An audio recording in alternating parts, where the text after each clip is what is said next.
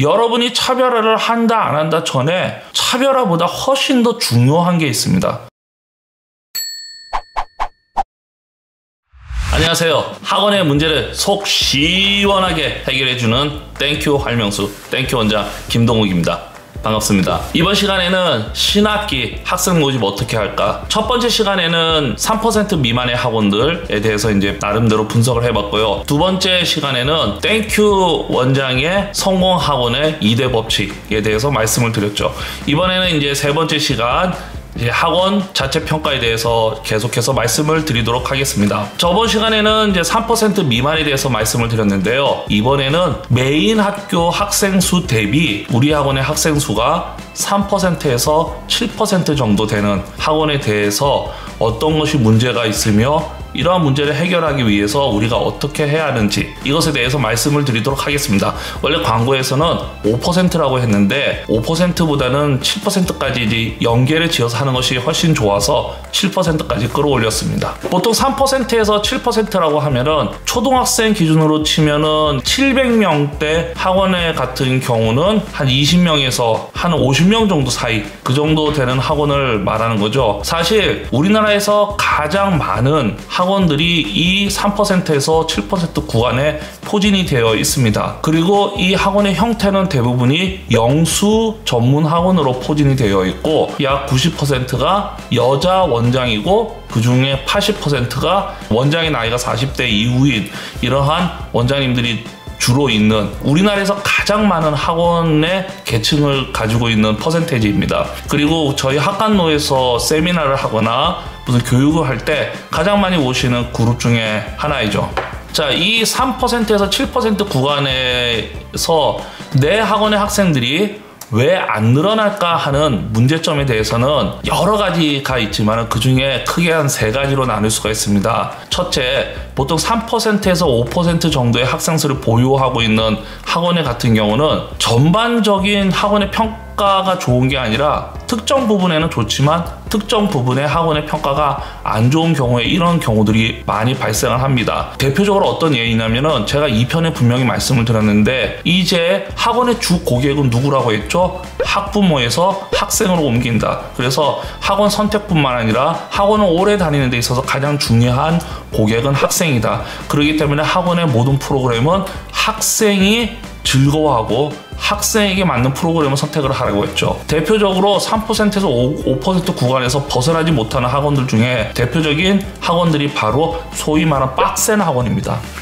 과거에는 빡센 학원들이 잘 됐었어요. 또 우리의 가치관도 그 당시에는 뭐 빡세고 뭐 선생이 때려도 뭐라고 하지 않은 이러한 세대에서는 빡센 학원들이 잘 됐습니다. 하지만 지금은 어떨까요? 지금은 이미 학생들에 대한 생각의 프레임이 이제는 바뀌었습니다. 또한 어머님들도 예전의 어머님들이 아니라 신세대 어머니들이다 보니까 인권을 무시해가면서까지 교육에다가 막 집중적으로 올인하는 학부모들은 많지가 않거든요. 그래서 소위 말해서 빡세게 시키는 학원 같은 경우는 일단은 층이 중학교 1학년 미만에는 이런 학원이 오히려 훨씬 안 됩니다. 왜? 애들이 기피를 하기 때문이죠. 우리 학생 고객님들께서 이런 학원들이 기피를 하기 때문에 안 되는 경우가 굉장히 많고 중학교 2학년부터 예전에 이제 고등부까지는 잘 되긴 했었는데 지금도 점차 중학교 2학년, 3학년도 점차 빡센 학원보다 학생과 정서적 교류를 많이 하는 학원이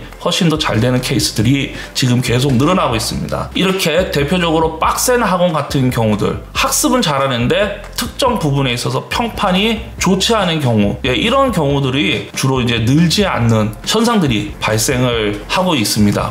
특히 요즘은 온라인이 많이 발달이 되다 보니까 학생들끼리 이제 예를 들어서 원장이 인격적으로 뭐 별로 애들한테 좋지 않은 말을 한다든지 강사가 좋지 않은 말을 한다든지 이렇게 되면 인스타그램을 통해서나 페이스북을 통해서 이런 것들이 공유가 됩니다. 그렇게 되다 보면 언젠가는 그 학원에 학생들이 안 오는 그러한 상황이 발생하기 때문에 혹시 내 학원이 소위 학생들에게 있어서 공부를 잘 가르치는 것도 물론 중요하지만 우리 학생 고객님께서 느끼는 이 학원에 대한 공부하면서 느끼는 그런 감정에 대해서 우리 원장님들이 유심히 살펴볼 필요가 있지 않나 생각을 합니다. 이제 두 번째가 5%에서 보통 한 7% 정도 되는 학원들, 그 다음에 3%에서 한 7% 정도 되는 학원들의 특징 중에 하나가 전반적인 평가를 좋지만은 특별한 차별화된 상품이 없는 경우가 있습니다. 대부분이 그런 경우들이 있어요. 그러니까 우리가 식당으로 치면은 그냥 우리 주변에서 흔히 볼 수 있는 그런 식당들, 별 특징이 없는 식당들, 이런 것을 생각을 하시면 아마 원장님 이해하기가 쉽지 않나 생각합니다. 그러면은 과연 원장님하고는 그 지역에서 맛집처럼 그러한 어떤 특정 부분에 차별화된 뭔가 메뉴라든지 차별화된 상품이 있어서 그 지역에서 이렇게 소문이 자자한 학원인지, 일반적으로 여러분 동네에 있는 그냥 음식점처럼 여러분의 학원도 그냥 그 주변에 있는 학원들과 조금 이렇게 묻혀서 가는 학원들이 아닌가, 이거를 좀 평가를 해볼 필요가 있을 것 같고요. 그런데 여기서 중요한 것이 또 한 가지가 있습니다. 그러면은 차별화를 그럼 뭘로 만드느냐, 늘 이제 학간도 세미나를 하면 뭐 차별화를 해라 뭐라 하는데, 이 차별화를 하기 전에 차별화보다 훨씬 더 중요한 게 있습니다. 그것은 뭐냐면은 바로 학생 관리이죠. 여러분이 차별화를 한다 안 한다 전에 과연 여러분의 학원에서는 학생 관리를 정말 제대로 하고 있느냐, 이것이 굉장히 중요합니다. 또 중요한 거는 예전에는 학생 관리라고 하면은 무조건 타이트하게 관리를 하는 걸로 알고 있어요. 무조건 타이트하게 학생의 기분이나 뭐 학생의 뭐 인권이나 이런 건 상관없이 그냥 타이트하게, 그래서 엄마들 보여주기 좋게끔 그런 결과물이 나오게끔 이렇게 관리를 하고 있는데, 요즘은 그래서는 큰일 나죠. 요즘에 잘 관리하는 학원은 관리도 잘하지만 그 관리 속에 학생들이 감정이 상하지 않게 관리하는 것, 이것이 굉장히 중요합니다. 다시 말해서 뭐냐면은 식당에서도 뭔가 차별화된 메뉴 뭐 이렇게 얘기하지만 사실 식당에 차별화된 메뉴 같은 거 없어요. 뭐 있냐? 맛있으면 되는 거야. 맛있으면 되는 거야. 그러면 학원도 뭐 차별화 전략해서 뭐 차별화 상품, 차별화 교육 상품 찾아라 하지만요, 실제로는 그냥 학생 잘 관리하고 학생들이 학원 다니는 거 즐거워하면은 거의 70%로 끝납니다. 가장 기본에 충실하지 않고 엉뚱한 데에서 학생들을 뭐 차별하다 이런 거 찾으려고 하지 마시고, 내가 정말로 3%에서 7% 되는데 학생들이 많이 안 와? 신규생들이 많이 안 늘어날 것 같다? 그러면 이번에는요, 좀 더 학생들을 밀착 관리를 하실 필요가 있습니다. 단 아까 전에도 분명히 말씀드렸겠지만 학생들의 감정을 무시한 밀착 관리는 반드시 실패합니다. 이제는 그런 세대는 지났어요. 이제는 어떻게 해야 되냐면 학생들의 감정과 기분도 존중해 주면서 학생들과 함께 호흡할 수 있는, 또한 학생의 감정도 잘 어루만져 줄 수 있는 그러한 정말로 밀도 있는 그러한 관리를 하는 것이 무엇보다도 중요하고, 결국 그거를 얼마나만큼 잘하느냐 얼마만큼 잘 못하느냐가 학원에 있어서는 차별화가 아닌가 생각을 합니다. 그래서 아까 전에 얘기한 것, 보통 내 학원이 다른 평판은 좋은데 좋지 않은 평판이 있어서 안 늘어나는 경우들이 있죠. 그러니까 저 학원은 중학교 전문 학원이야. 그러다 보면 이제 초등학생들이 안 들어오고 그런 것들이 있는 것이 있고, 그 다음에 여러분들이 두 번째는 차별화. 차별한데 차별해서 특별한 거 찾지 마시고요. 맛있는 음식점들이 잘 되듯이 학원에서는요, 학생들이 즐겁게 다니면서도 관리가 잘 되는 학원이 역시 잘 될 수밖에 없습니다. 차별화보다 더 중요한 것은 바로 기본에 충실한 겁니다. 내가 이번에 과연 학원에 있어서 기본에 충실한 학원인지 아닌지 그것을 꼭 살펴볼 필요가 있지 않나 생각을 합니다. 그리고 이제 마지막 세 번째는요, 3%에서 7%인데 그것이 맥시멈인 학원 지역일 수도 있습니다. 예를 들어서 학원들이 주변에 너무 많으면요, 그 학교의 학생 7%도 굉장히 잘하고 계시는 겁니다. 또 학원의 그 학생 수 대비해 보니까 그 지역에는 주택가 아이들이라든지 영구 임대주택이 되게 많아. 이런 경우도 3%에서 7%는 굉장히 잘하고 계시는 거예요.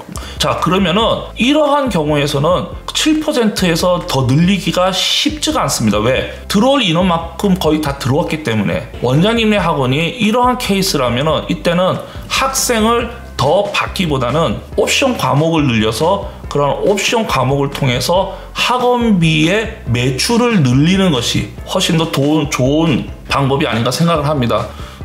예를 들어서 영어 전문 학원인데 조사를 해보니까 더 이상 학생 수가 안 늘 것 같아. 이러면 이제 수학으로 영수로 해서 이제 영어에 있던 아이들이 수학으로 흘러 들어갈 수 있도록 하는 방법이 있는데, 저는 이렇게 2종, 그러니까 아예 영수처럼 다른 것보다는 영어를 하는 학원이면은 예를 들어서 언어 전문 학원식으로 해서 뭐 국어를 넣는다든지 글짓기를 넣는다든지 이런 식이 요즘은 좀 더 부드러울 수도 있습니다. 영어 하나만 말고 영어에 이제 옵션을 붙여가지고 조금씩 그래서 어떤 학원은 보면 이제 영어 학원인데 이 영어 학원에 독서 프로그램을 하나 더 집어넣어서 일주일에 한 번, 두 번 하고 2만원, 3만원 받는 이러한 학원들도 있더라고요. 이렇게 옵션을 통해서 학생 수는 늘지는 않지만은 매출이 늘어날 수 있는 이런 전략을 갖고 가는 것도 굉장히 중요합니다. 오늘 3%에서 7% 학원들에 대해서 학원을 진단하는 중요한 3가지에 대해서 말씀을 드렸고요. 이 3가지를 한번 여러분 학원에 잘 대입해서 여러분의 학원이 어떠한 학원인지 한번 잘 살펴보십시오. 그리고 저 도저히 이래도 답이 안 나온다. 그럼 사실 이것 말고도 훨씬 더 많은 이제 경우의 수가 있는데요. 이럴 때는 요 밑에 답글을 달아주시거나 아니면 개별적으로 연락을 주시면은 제가 도움이 된다면은 도와드리도록 하겠습니다. 다음 시간에 뵙도록 하겠습니다. 감사합니다.